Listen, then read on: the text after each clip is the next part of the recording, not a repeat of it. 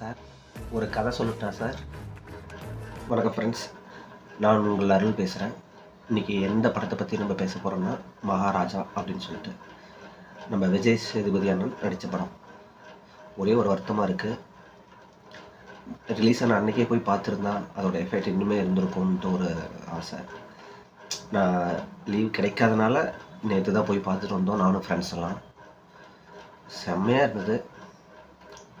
அதாவது படத்தை புரிஞ்சிக்கவே ஒரு தனி டேலண்ட் வேணும். அது மாதிரி இருக்குது படத்தோட கதை அமைப்பு, திரைக்கதை.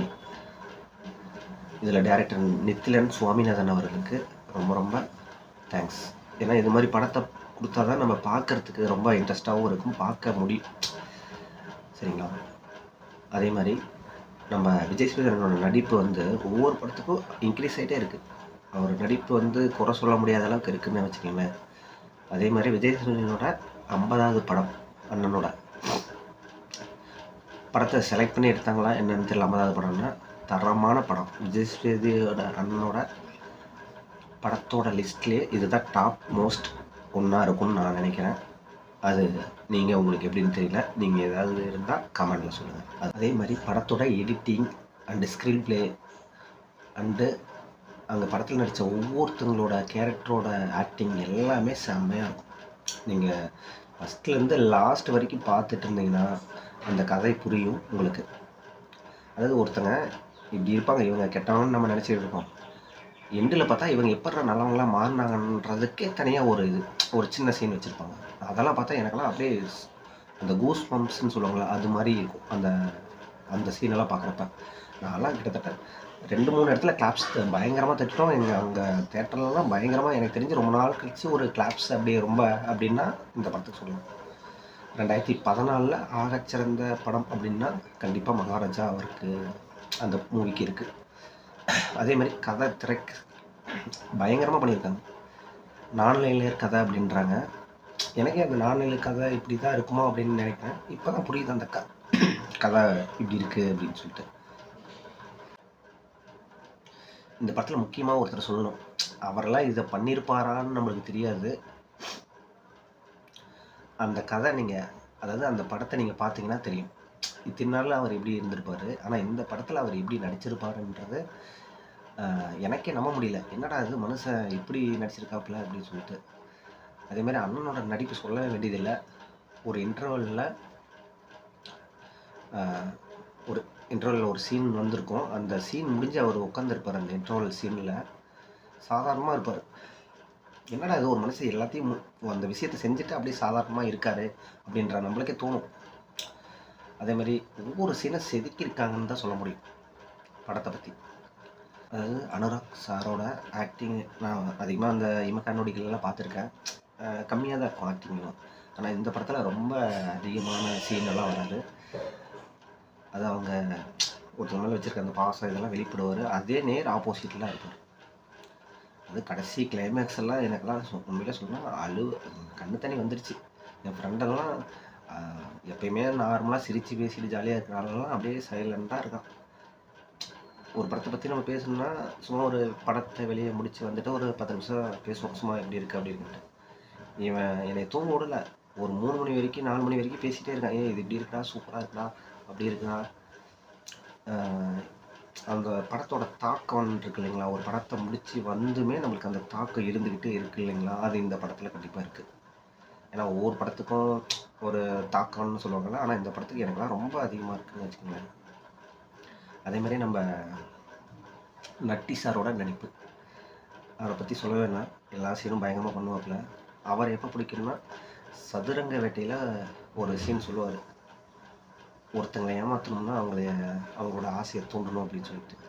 அந்த இதை வந்து இங்கே ஒரு இதில் பண்ணியிருப்பார். அதெல்லாம் பார்த்துட்டு சீரியஸாகவே இருப்பாப்புல. கடைசியாக அந்த சீனை அப்படியே ஒரு இதாக முடிச்சிருப்பாப்புல. அந்த ஆசையை தூண்டி ஏமாத்துறது அது மாதிரி ஆகிடும்னு வச்சுக்கோங்களேன். பயங்கரமாக இருக்கும் அந்த ஒவ்வொரு சீனும். அதே மாதிரி போலீஸ் ஸ்டேஷனில் ஒரு சீன் நடக்கும், அது செம்மையாக இருக்கும்.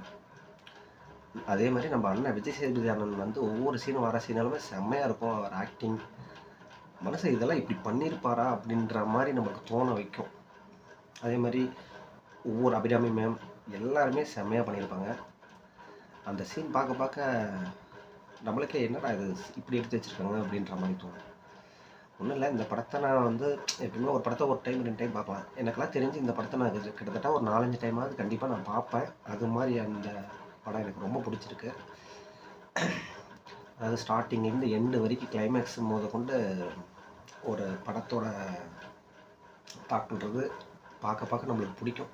செம்மையாக இருக்கேடா, இது இப்படி இருக்குது, அது அப்படி இருக்குது, என்னடா இவங்க இப்படி இருக்காங்க, திடீர்னு இப்படி மாறுறாங்க, இவங்க இப்படி பண்ணியிருப்பாங்களா அப்படின்ட்டு நம்மளையே யோசிக்க தோண வைக்கும் அந்த படம்.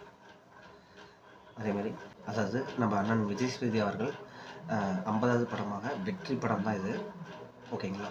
அதே மாதிரி அந்த படத்தோட டைட்டில் மகாராஜா அதுவாகவே வாழ்ந்திருக்காருன்னு தான் இந்த இடத்துல நம்ம சொல்லணும். அதே மாதிரி இந்த ட்ரைலரை பார்த்துட்டு இந்த டைரக்டர் இயக்குன முந்தைய படமான குரங்கு பொம்மை அந்த படத்தை நான் கிட்டத்தட்ட 2 டைம் பார்த்துட்டேன். அந்த படமும் சொல்லிக்க பயங்கரமாக இருக்கும், நல்லா இருக்கும். அந்த கதையமைப்பு தாங்க, டைரக்டர் சொல்கிற வர அந்த கதையமைப்பு அதை நம்மளை புரிஞ்சிக்கிற மாதிரி இருக்கும். ஒரு சில படம் நம்ம அதை புரிஞ்சிக்கவே கொஞ்சம் லேட்டாக ஒரு நாள் ஆகும், அது மாதிரி இருக்கும். இதை நம்ம பார்க்கவே புரியும், ஓ இது இப்படி நடந்திருக்கு அப்படின்னு சொல்லிட்டு. அந்த படத்துலேயும் அப்படி தான், இந்த படத்துலேயும் அப்படி தான், ஓகேங்களா. அதே மாதிரி நித்திலன் சோமநாதன் அவர்களுக்கு ரொம்ப ரொம்ப நன்றி. அதே மாதிரி இதே மாதிரி நல்ல தரமான படம் மறுபடியும் இயக்கணும். அதே மாதிரி நம்ம விஜய் சேதுபதி அண்ணனும் நல்ல நல்ல படங்கள் கதைகள் நல்லா தேர்வு செஞ்சு நடித்தா ரசிகர்கள் எங்களுக்கு நல்ல ஒரு விருந்து இருக்குது. ஸோ நீங்கள் மறக்காமல் படத்தை தேட்டரில் போய் பாருங்கள்.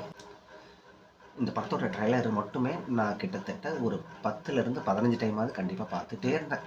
ஒவ்வொரு நாளுமே கண்டிப்பாக ஒரு பார்த்துட்டே இருப்பேன். அது பிடிச்சி போச்சு அந்த ட்ரைலரே. எனக்கெல்லாம் ரொம்ப ஒரு சஸ்பென்ஸ் த்ரில்லர் அந்த இதெல்லாம் செம்மையாக இருந்தது. அதே மாதிரி கடைசியாக அதாவது கிளைமேக்ஸுக்கு முன்னாடி ஒரு சீன் வரும், ஒரு மொட்டை மாடி சீனு. அதெல்லாம் பயங்கரமாக இருக்கும். அந்த சீன் எப்படா இப்படி செதுக்குறாங்க அப்படின்ட்டு. அதே மாதிரி அந்த நம்ம அண்ணனோட வீட்டில் ஒரு சீன் வைப்பாங்க, அது ஒரு சீன் வரும். அந்த சீனில் வந்து நம்ம நட்டி சார் வந்து ஒரு சீன் சொல்லுவார் அந்த இடத்துல இப்படியா அப்படின்ட்டு. அதெல்லாம் நீங்கள் வந்து தேட்டரில் வந்து பார்த்தீங்கன்னாவே செம்மையாக இருக்கும். ஏன்னா அதெல்லாம் அந்த இடத்துல பயங்கர கிளாப்ஸ்ன்னா வச்சுக்கோங்களேன். அந்த ஒரு சீன்லலாம் தட்டிட்டாங்க, என்னடா இது இப்படி இருந்தாங்க இவங்க, கெட்டவங்களாக இருந்தாங்க, இப்போ இந்த ஒரு விஷயத்துக்கு அவங்க இப்படி இருக்காங்க அப்படின்ற மாதிரி. ஏன்னா கண்டிப்பாக எல்லாத்துக்குமே அந்த ஒரு படத்தோட தாக்கம் இருக்கும், ஓகேங்களா.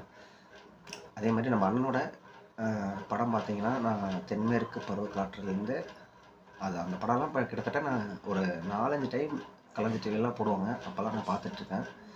அண்ணனோட நடிப்பு அது மாதிரி உண்மையிலே சொல்கிறேன். அண்ணனோட ஹார்ட் ஒர்க்குக்கு 50வது படம்ன்றது வெற்றி படம் தான். அதே மாதிரி நீங்களும் மறக்காமல் இந்த படத்தை ஒரு டைமாவது பாருங்கள், ஓகேங்களா. பார்த்துட்டு உங்களுக்கு எப்படி இருக்குன்னு சொல்லிட்டு கமெண்ட் சொல்லுங்கள். அதே மாதிரி படத்துக்கு எல்லாருமே எப்படின்றது அவங்களோட புரிதல் வச்சு தான் இருக்கும். இது என்னோடய புரிதலுக்காக நான் சொல்கிறேன். உங்களுக்கு எப்படி இருக்குன்றதை நீங்கள் பார்த்துட்டு கமெண்டில் சொல்லுங்கள், ஓகேங்களா. நன்றி, வணக்கம். மறக்காமல் நம்ம டைம் ஆஃப் சேனலுக்கு சப்ஸ்கிரைப் பண்ணுங்கள். தேங்க்யூ.